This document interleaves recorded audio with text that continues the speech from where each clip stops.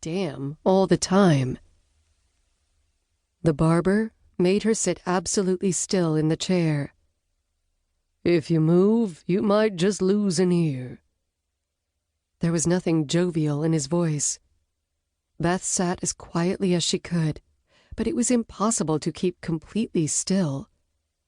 It took him a very long time to cut her hair into the bangs they all wore. She tried to occupy herself by thinking of that word, cocksucker. All she could picture was a bird, like a woodpecker. But she felt that was wrong. The janitor was fatter on one side than on the other. His name was Scheibel, Mr. Scheibel.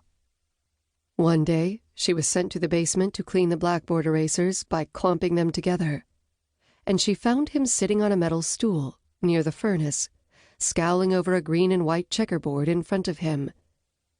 But where the checkers should be, there were little plastic things in funny shapes. Some were larger than others. There were more of the small ones than any of the others.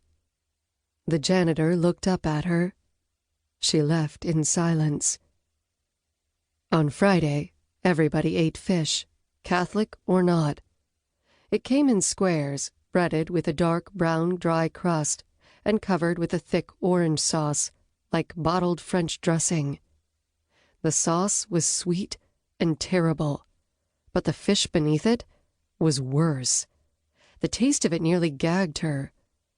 But you had to eat every bite, or Mrs. Deerdorf would be told about you, and you wouldn't get adopted.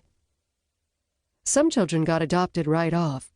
A 6-year-old named Alice had come in a month after Beth and was taken in 3 weeks by some nice-looking people with an accent. They walked through the ward on the day they came for Alice.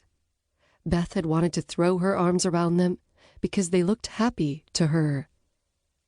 But she turned away when they glanced at her. Other children had been there a long time and knew they would never leave. They called themselves lifers. Beth wondered if she was a lifer. Gym was bad, and volleyball was the worst. Beth could never hit the ball right. She would slap at it fiercely or push at it with stiff fingers. Once, she hurt her finger so much that it swelled up afterward. Most of the girls laughed and shouted when they played, but Beth never did. Jolene was the best player by far. It wasn't just that she was older and taller. She always knew exactly what to do, and when the ball came high over the net, she could station herself under it without having to shout at the others to keep out of her way, and then leap up and spike it down with the long, smooth movement of her arm. The team that had Jolene always won. The week after Beth hurt her finger, Jolene stopped her when gym ended, and the others were rushing back to the showers. "Let me show you something," Jolene said. She held her hands up with the long fingers open and slightly flexed.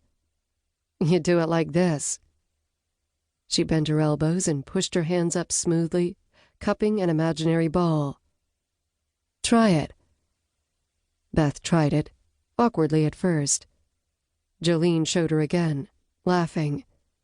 Beth tried a few more times and did it better. Then Jolene got the ball and had Beth catch it with her fingertips. After a few times, it got to be easy. "You work on that now, here?" Jolene said, and ran off to the shower. Beth worked on it over the next week, and after that she did not mind volleyball at all.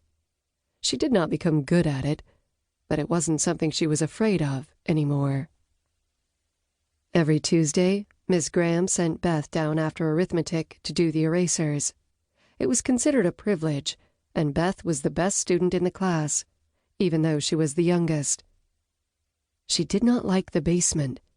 It smelled musty, and she was afraid of Mr. Scheibel.